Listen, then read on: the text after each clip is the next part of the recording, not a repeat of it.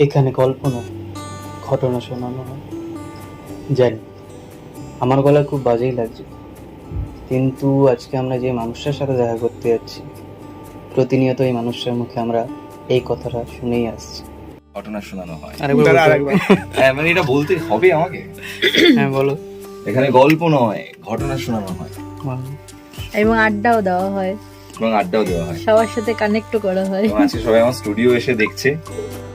সত্যি কথা বলতে কোনোদিনও ভাবতেও পারিনি যে এই মানুষটার সাথে আমরা দেখা করতে পারবো, মানে আমি দেখা করতে পারবো। আজকে দেখা করার পর গৌরবদার আমি আরো অনেক বড় ভক্ত হয়ে উঠলাম।